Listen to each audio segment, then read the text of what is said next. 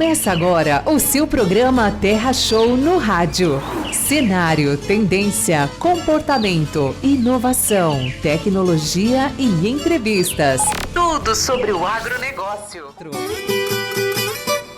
Bom dia, pessoal. Eu sou Guilhermino Neto e começa agora o nosso programa Terra Show no rádio, que é um oferecimento do nosso viveiro Terra Viva, que fica localizado ali no distrito de São Francisco, aqui no município de Afonso Cláudio. Nós temos a honra e o prazer de servir e atender os produtores rurais do município de Afonso Cláudio, Brejetuba, Venda Nova, Laranja da Terra, Itaguaçu e região. Ao longo desses quase 10 anos de existência do viveiro, nós temos a felicidade de já termos atendido no estado do Espírito Santo, sul da Bahia, Minas Gerais e norte do Rio de Janeiro, em mais de 48 municípios desse nosso estado. E a nossa missão, enquanto viveiro, é existir para que o produtor, o cliente que está adquirindo nossos produtos e serviços, tenham de fato mais lucro e mais rentabilidade na sua lavoura, no seu trabalho e no seu projeto. Está aqui comigo hoje o Arnildo, que é técnico agrícola, engenheiro agrônomo em formação. Está aqui também com a gente o Miqueias. Arnildo, dá um bom dia para o pessoal que nos ouve. Bom dia, Guilhermino. Bom dia, Paulinho. Bom dia a todos os ouvintes da Rádio Mais FM. E um bom dia especial a todos os produtores rurais que nos ouvem hoje. Hoje, em especial, o nosso tema é cuidados no pós-colheita, porque a gente sabe, como todos que nos ouvem, principalmente os produtores, que o reloginho, né, da lavoura não para, sempre continua. Então, continuando, a lavoura está viva, né? Ela está viva, e para altas produções ela tem que receber bons cuidados, e os cuidados no tempo certo. Então, você que nos ouve, ou mesmo que você é da cidade, que tem um amigo produtor, ou que o seu pai, seu tio, seu esposo, alguém aí é produtor de café, pede aí para ligar o rádio e acompanhar a gente, que o Arnildo, a gente está aqui com excelentes informações para os cuidados nesse período do ano aí na sua lavoura. Vamos falar aqui com o Arnildo, que é o nosso parceiro entrevistado de hoje, com a sua participação especial aqui no nosso programa. Arnildo, fala pra gente quem que é o Arnildo, de que família ele é, que gente ele é, quais que são os sonhos do Arnildo, qual que é o envolvimento do Arnildo com a cafeicultura. Bom dia, Guilhermino. Bem, o Arnildo é descendente aqui natural de Afonso Cláudio, né, da região do Arrependido. Sou da família dos Littke, Ludwig, alguns pronunciam Ludwig, outros Littke. Na parte de mãe, a família da minha mãe é do Empoçado, né? Alto Empoçadinho, dos Preuchaut, lá no alto, perto do Santório, do terreno do Santório. Eu sou formado como técnico agrícola em 2010, né? Desde então eu atuo aí na área da agricultura, trabalhei muito tempo na parte de irrigação, projeto de irrigação, e há uns 7 anos para cá que eu assumi a parte mais de consultoria, atendendo produtor, principalmente de café aqui no município e municípios vizinhos, né, Brejetuba, alguns produtores de laranja da terra também atendo. Ô Arnildo, só uma curiosidade que me veio aqui, você tem noção de quanto tempo sua família, né, de seus avós, com quem começou o trabalho de cafeicultura na sua família? Ô Guilhermino, que eu me lembro, eu não tive contato com meus bisavós, né, mas desde a parte de avós, tanto parte de pai e de mãe, a criação deles foi envolvida na cafeicultura, né? O sobrenome do Arnildo aí, ele já falou um sobrenome que eu não sabia, ele é Ludwig, né? Isso. E Preuchaut. Então é o quê? Os dois são pomeranos, ou um é pomerano e o outro é alemão? O Preuchaut é alemão, né? E o Littke, né? Se pronuncia Littke, é pomerano. Então o cara aí tem o DNA de imigrante, né?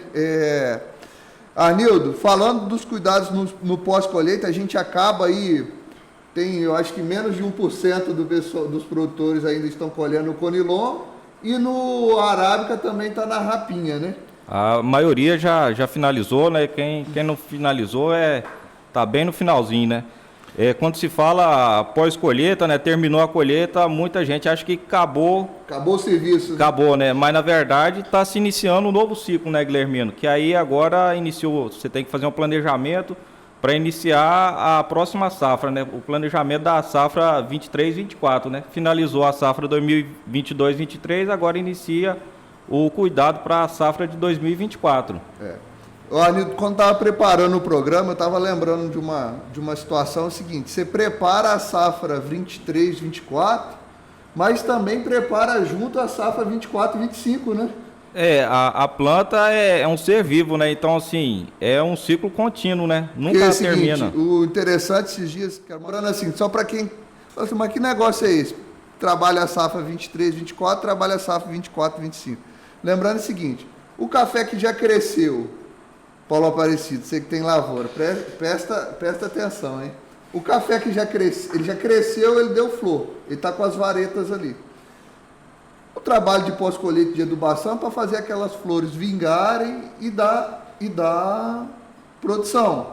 Granar, máximo pegamento, máximo enchimento de grãos, mas só que o café crescer, além de onde deu flor, quando você olha lá para a arquitetura da planta, principalmente no conilon, já é safra 24-25, já é a safra 25, né? Exatamente, o que for dar flor ano que vem é o que construiu nesse ano, né, de 2023 então, assim, a 2024. Simultaneamente há a construção de duas safras em todo momento, né? Exato, uma a safra 23-24, que você vai colher em 2024, é a questão dos grãos, que você vai estar cuidando, enchimento de grão, pegamento de florada, e na parte estrutural da planta, que vai dar florada em 2024 para colher em 2025, né?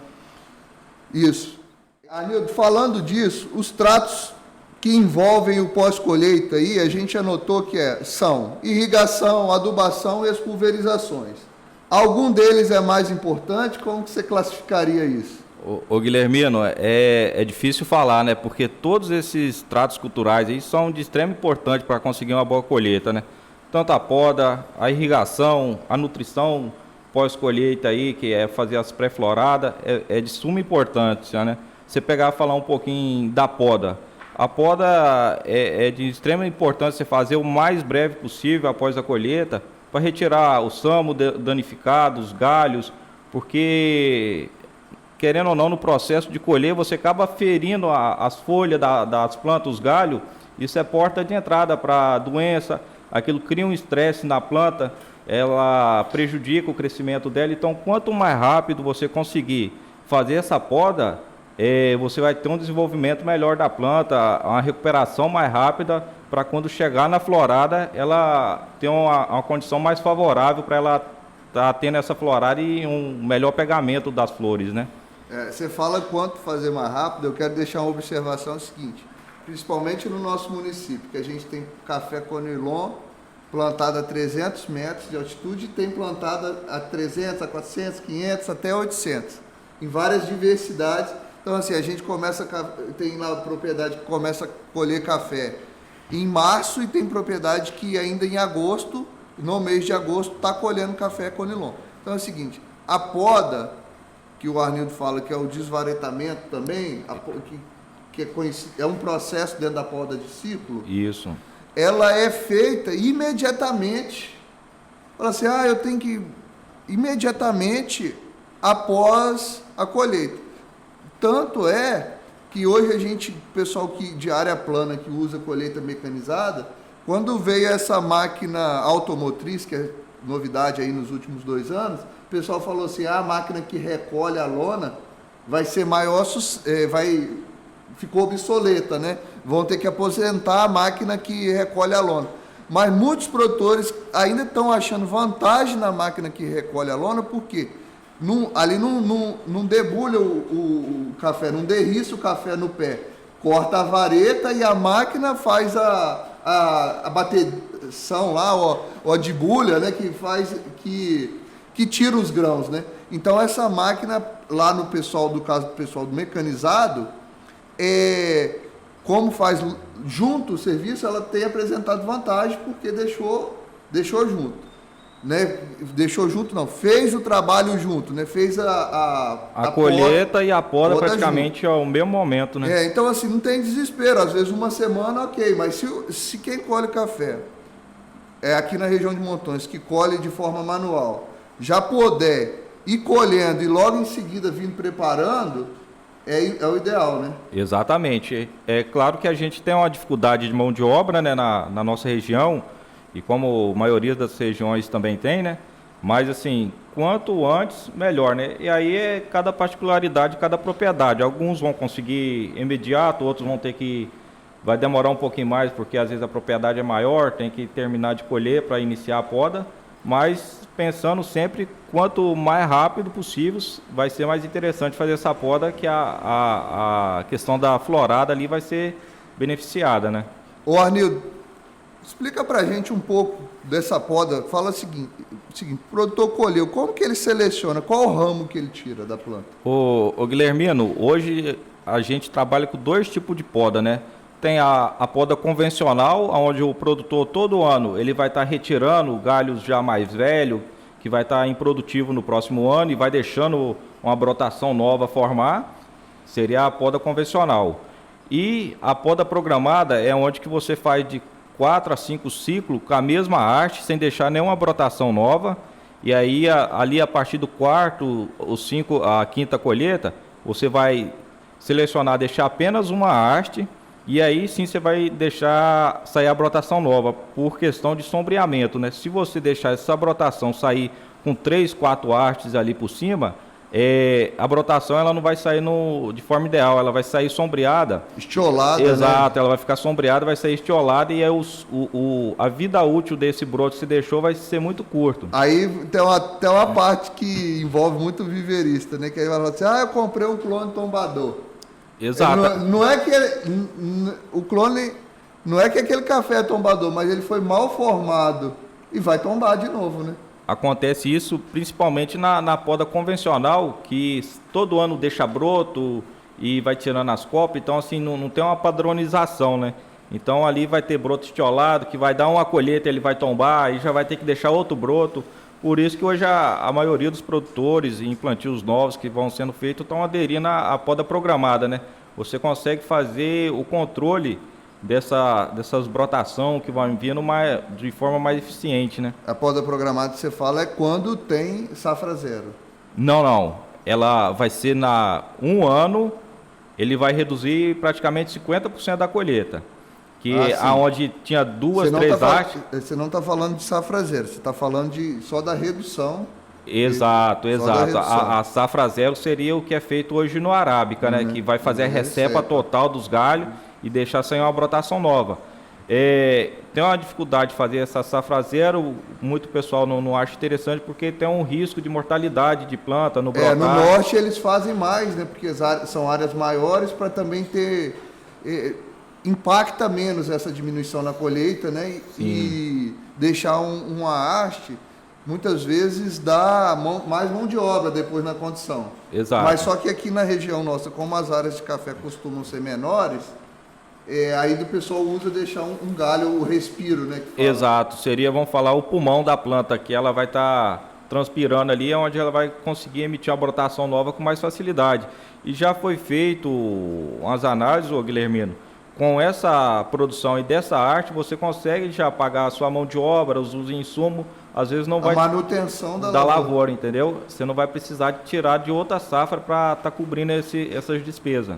Pessoal, para vocês que nos ouvem aí, tanto pelas redes sociais quanto pela rádio, você do campo da cidade, a gente fala aqui sobre poda, né? Falando sobre poda, o Arnildo, interessante algo que surgiu aqui na nossa discussão é o seguinte: você que vai deixar um broto para o próximo ano e não quer que o próximo galho produtivo de café, a próxima haste tombe, deixe o máximo de luz para essa planta crescer vigorosa e ereta, né? Porque se ficar sombreado pelas outras hastes da planta, corre o risco de ter tombamento, né? Exatamente, ela vai sair estiolada, né? O espaçamento entre a samba vai ficar muito alongado.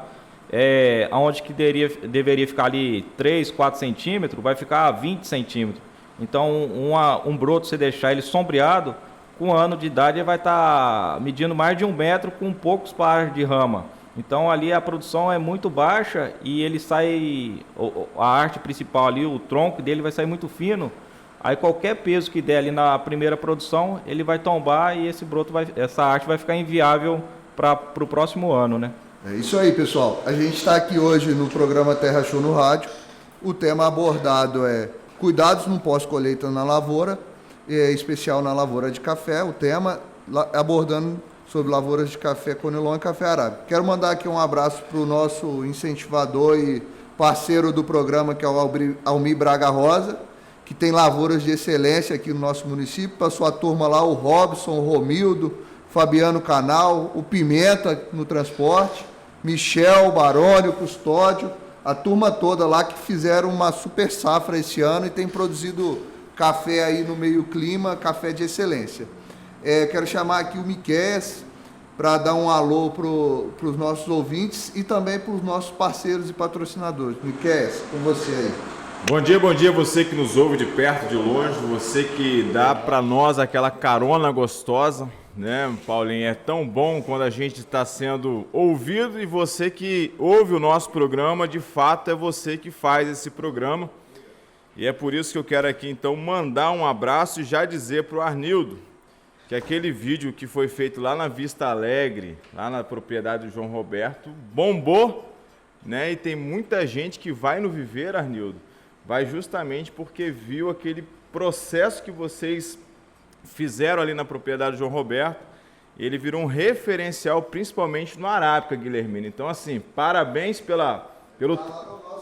Tá no nosso canal, no YouTube. Você que ainda não viu, vai no nosso canal ou no Instagram do Viveiro que você vai ver esse vídeo que foi feito, que assim, é sucesso não apenas pelo vídeo, mas pela produção, que é uma referência aí na nossa região. E falando lá da Vista Alegre, quero mandar então um abraço para o João Roberto, para o Haroldo, meu cunhado que está ouvindo, o sobrinho dele, o Thiago, família Camporês, né? Quase que não tem Camporês ali naquele lugar, né? O Miguel está lá hoje, Miguel me deixou sozinho essa noite, juntamente com a minha esposa, estão lá ouvindo a gente. E como é importante ter você aí do outro lado, porque o Viveiro Terra Viva trabalha com parceiros e parceiros que entendem do agro. Isso é importante. Se você está buscando informação, você está no local certo, está ouvindo o programa certo, Paulinho, porque hoje tem um cara aqui que é referência, né? E nós também temos algumas referências que são empresas que são parceiras aí do Viveiro Terra Viva, que é a Contabilidade Détimo.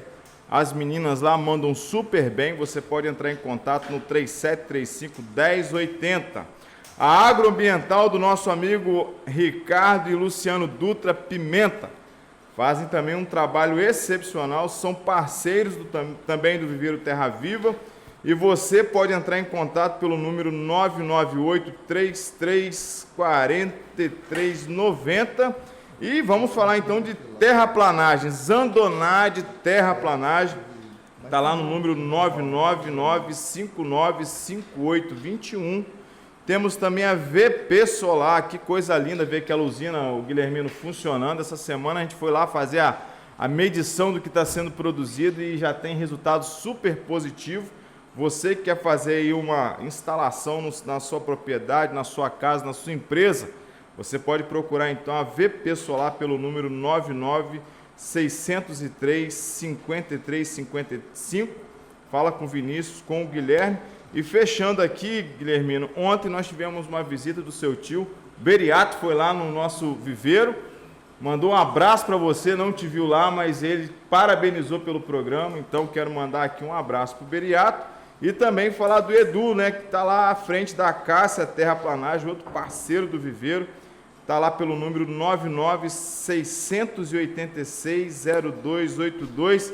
E eu quero aqui mandar um abraço também para o Elivelto, lá de Pontões, produtor de café, o Guilherme Traba e o Valdir Teste. E ontem, Guilhermino, só passar a bola para você, ontem nós recebemos pessoas lá de Mutum, comprando muda com a gente, ontem foi um dia muito bacana, né? Nós tivemos gente lá de Vargem Alta visitando novamente, comprando novamente conhecendo, né, Guilherme? Conhecendo produtor Paulo Aparecido, você que é aí também vereador, né, da área pública, olha que interessante.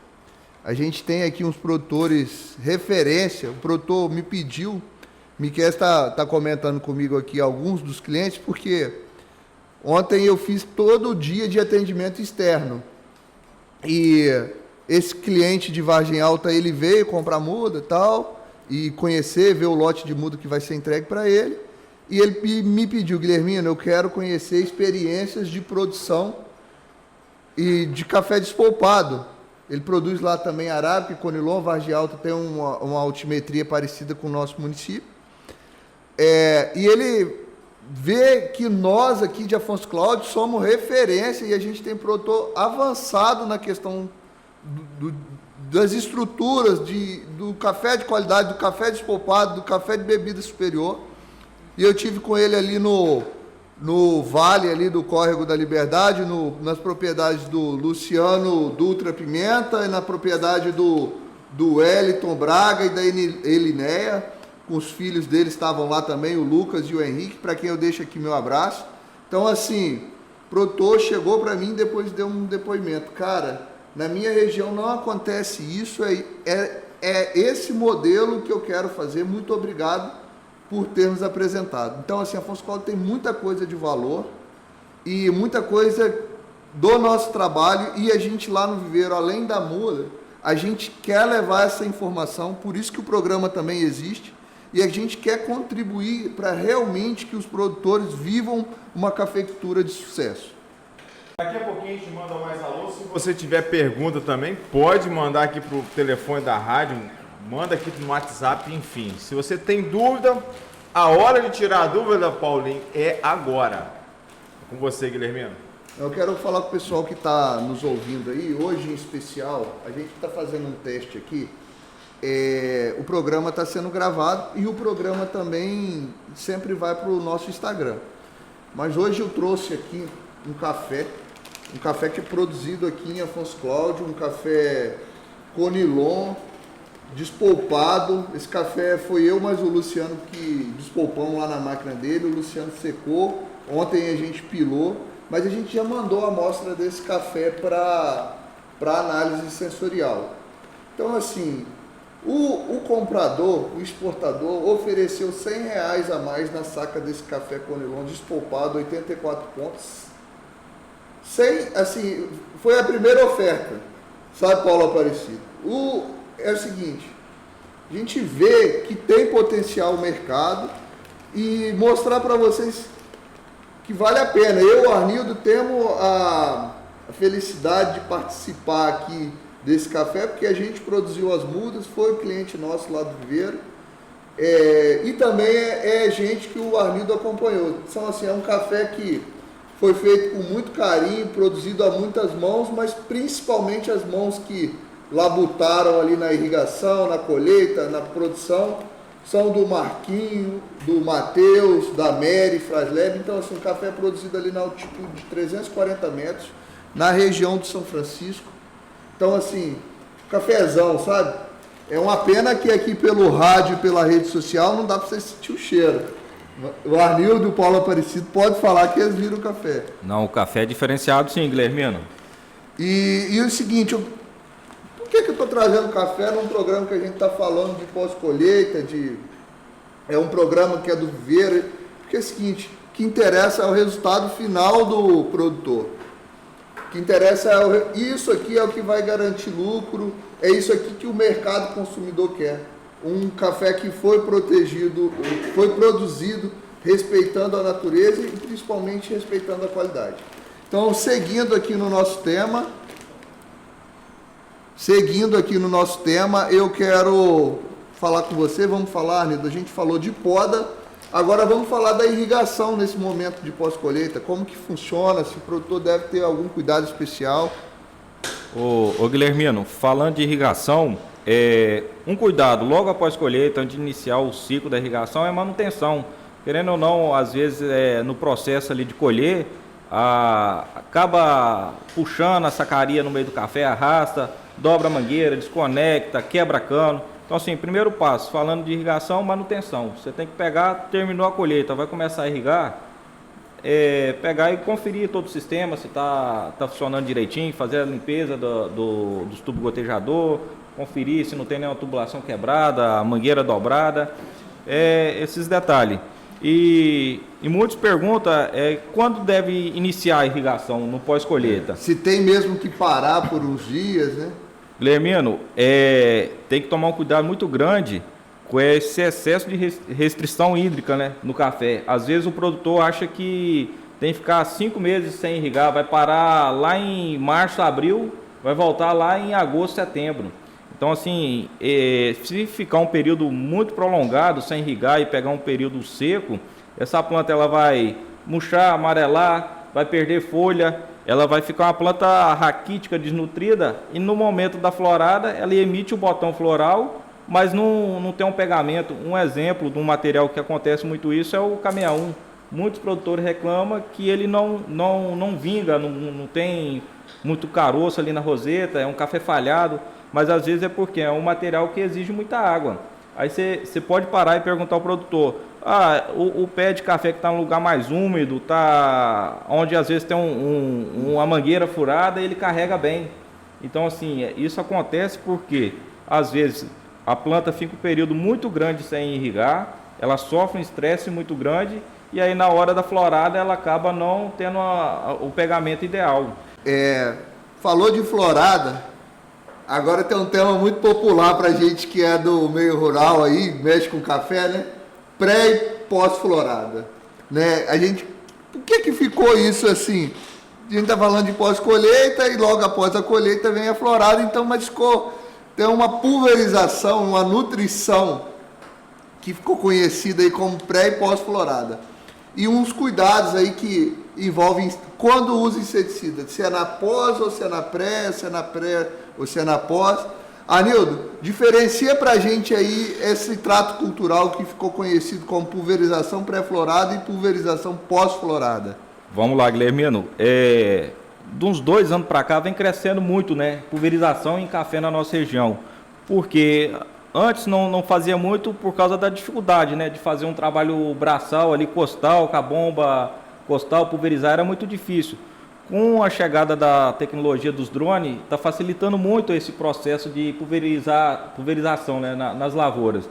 E hoje as 2 principais pulverizações seriam a pré-florada e a pós-florada. Que isso aí seria o quê? A pré-florada seria pensando em fornecimento dos micronutrientes mais importantes ali na formação da flor, que seria o boro principalmente, um macronutriente que é muito importante também, o cálcio, e também o controle de principais doenças que atacam a florada, que tem a foma, principalmente no café arábica, região de altitude. Tem muito problema, a fome ela ataca tanto a folha, ramo e principalmente a flor.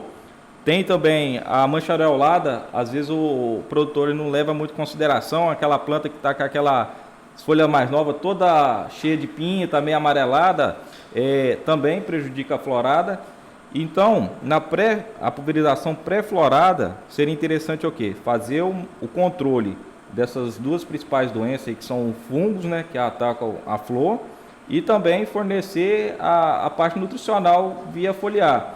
E na pós-florada, você pode estar repetindo os fungicidas ali, porque às vezes no murchar da flor ali, ela, querendo ou não, ela, vamos falar assim, ela acaba apodrecendo ali, né, sobre o chumbinho. E isso pode provocar a proliferação de fungos oportunistas ali, que vão prejudicar ali o carocinho que está formando. Então você repetiria o fungicida.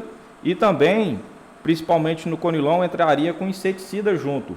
Porque hoje está tendo um problema, como a cochonilha, tem também a largatinha da roseta que vem atacando muito as lavouras de café conilon. E deve ser feito nessa pós-florada, porque se você fazer um inseticida antes da florada abrir, pode prejudicar a polinização, pode ter muita morte de abelha. Então, assim, não é interessante você fazer inseticida antes da florada, e sim só depois que a flor murchar, secar ali, você está entrando com os inseticidas e sempre pensando em produto que deixa um residual grande, porque ele vai ficar ali na planta num período maior, então vai estar prevenindo ela por mais tempo, né? Certo. Arnildo, fala pra gente o seguinte, A gente sabe que envolve também a adubação, e a gente tem falado aqui no programa que até da análise de solo, você manter os níveis ideais para a produtividade esperada de nutrientes no solo, mas fala assim, poxa, eu já faço nutrição no solo, por que eu vou fazer nutrição foliar nesse momento? Quais são os nutrientes que eu vou aplicar nesse momento O Guilhermino, da pré-florada, né? De florada, né? Isso. Via foliar. Você tocou num tema muito importante aí, questão que a gente às vezes está até deixando passar, é a questão da análise de solo, né? Ali, vamos falar assim, é o exame do solo que você vai avaliar o que está baixo, o que está nos níveis ideais, o que está muito alto, para você fazer a projeção da nutrição que você vai estar executando ali no decorrer do ano, né? Então, assim, falando em nutrição, hoje pensando principalmente para a florada, quais seriam os mais importantes, né? O nitrogênio, às vezes o pessoal escuta muito falar em cálcio e boro, mas o nitrogênio é o nutriente mais importante para da energia, né? Energia, e ele é responsável por formar folha, né? Folhas sadias, e plantas que estão bem folhadas, com folhas verdes sadias, ela consegue emitir mais flores, então assim aumenta a produção. Outro nutriente... A ação de fotossíntese, né? Metabolismo da planta maior. Exato, você pode olhar, a planta que está desfolhada, ela praticamente não produz, ou é muito reduzido. Uma planta bem folhada, ela vai ter uma produção alta. Outro nutriente, falando em macronutriente, o fósforo. O fósforo é responsável por energia para a planta, né? Então, se você pegar uma planta pós-colheita, você vai ver que a planta ela não está com vigor muito bonita, ela está uma planta um pouco sentida. E o fósforo ajuda a dar, vamos falar assim, um energético para a planta ali, ela dá um gás nela, ela conseguir emitir a florada de forma adequada, né? E outros nutrientes seriam o boro. O boro ele atua diretamente na formação da flor. Ele vai estar trabalhando ali na formação do tubo polímero. Então, assim, na estrutura, tanto o boro como o cálcio, ele trabalha na estruturação da flor. Então, uma flor bem formada, bem estruturada, a chance dela ser polinizada é muito maior.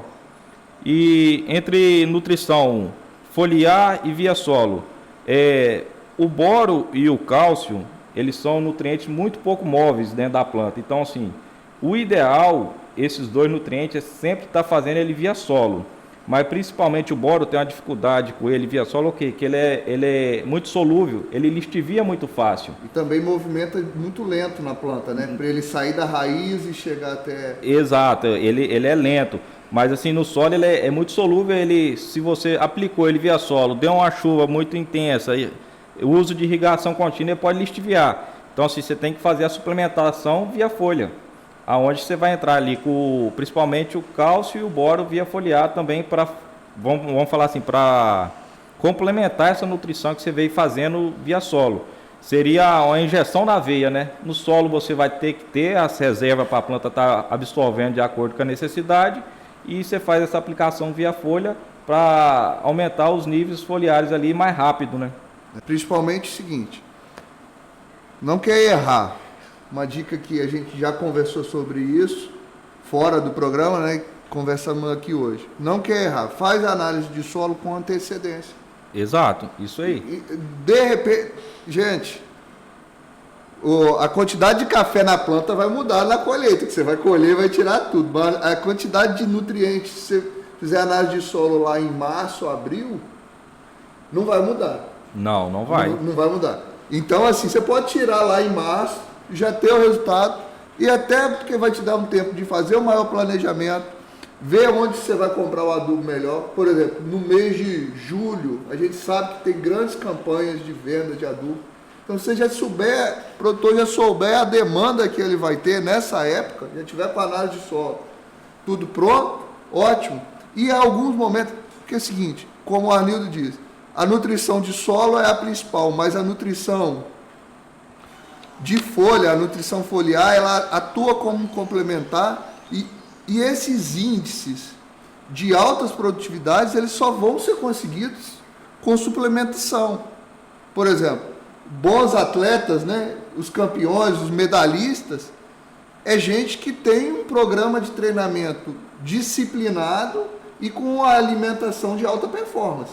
Então também a gente que atua na área aí e faz atendimento de nutrição, atua nos projetos de consultoria que o Viveiro está envolvido, pensa, eu ouvi falar que o cara colheu 180, 150 sacas por hectare no Conilon. Um dos passos é a regularidade nos tratos culturais com a nutrição para alta performance, né? Exato, é um conjunto de atividade que o produtor tem que estar executando na hora certa, da forma certa, para estar atingindo esses resultados que você mencionou aí. O que não... Vamos falar assim, a gente fala de pulverização, vamos falar das formas de aplicação. Porque tem aí o famoso drone, né, que a gente gosta de tecnologia, ele está fazendo sucesso. Tem o canhão, que é aplicado via trator. E tem o pulverizador costal também. E tem também aquele atomizador, né? Atomizador. Que também é bem usado, né? Exato. Cada pulverização, sistema de pulverização desse, Guilherme, tem os prós e os contras, né? Vamos falar hoje assim, que está aderindo muito à pulverização via drone. As vantagens dele é o que? A praticidade, né? Então, assim, muito rápido você consegue pulverizar uma área grande. Eu vejo que ele funciona muito bem para a questão nutricional, questão de doenças, principalmente pensando em produto sistêmico. Quando você parte para a parte de controle de praga, vamos falar broca, cochonilha, aí você precisa de um volume muito grande de cauda para atingir essa praga, porque geralmente a maioria dos inseticidas vai ser de contato ou ingestão. Então o produto tem que pegar diretamente ali no inseto, ou vai cair no grão, na folha lá, e o inseto vai se alimentar e acaba ingerindo esse produto e vai morrer. Então no drone você não consegue pôr um volume de cauda muito grande. Se você pensando em cochonilha, é um inseto que está lá na parte inferior da planta, dentro dos caroços, envolvido. O drone passando por cima, pegando o produto mais na parte superior, nas folhas, esse produto é muito difícil ir lá entrar em contato com o inseto para matar ele. Então aí no caso seria o quê? Um atomizador, que seria a bomba costal, o próprio canhão, você consegue entrar com volume de cauda ali de 400, 600 litros por hectare. O drone você trabalha com 10. Então assim, pensando que a gente viu, desculpa aí que foi rápido assim, o corte Tramontina, mas é o seguinte, já que eu cortei, vou falar. Drone, você falou 10 litros cauda, mas a gente tem visto trabalhos melhores, 15 litros por hectare, né? Sim, sim. Né? Porque às vezes tem produtor que nunca usou a tecnologia e vai chegar uma empresa aí, a gente conta com excelentes empresas idôneas aqui atendendo no nosso município.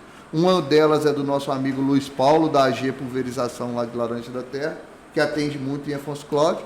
Mas assim, talvez o cara na correria fala assim, não, faz 10 que funciona. A gente tem visto que baixa muito a eficiência, né, amigo? Exato, principalmente no controle de praga, porque você depende de um volume maior de cauda, molhar, vamos falar assim, ter um molhamento melhor da planta, né, para o produto ficar mais bem distribuído. Arnildo, nós estamos encaminhando aqui, acredito que a gente conseguiu abordar bastante, de forma rápida, mas e ampla, os principais pontos do trato pós-colheita da lavoura no que se refere à irrigação, nutrição e cuidados fitossanitários. Caminhando aqui para o final dessa participação, que esse tema nunca se esgota, e nós lá do Viveiro Terra Viva e também o Arnildo, nós estamos aí no dia a dia à disposição. Inclusive lá no Viveiro a gente conta com a linha de nutrição de adubos foliares e adubo de solo da AgroCP, e também conta com um profissional lá disponível em tempo integral, o engenheiro agrônomo Marcelo, para poder auxiliar e orientar os produtores nesse serviço. E esse serviço também é um serviço que o Arnildo realiza aí com maestria em seu dia a dia. Vamos deixar uma mensagem final aí, aquela dica assim para a gente finalizar esse tema por hoje e continuar com ele aí durante a semana.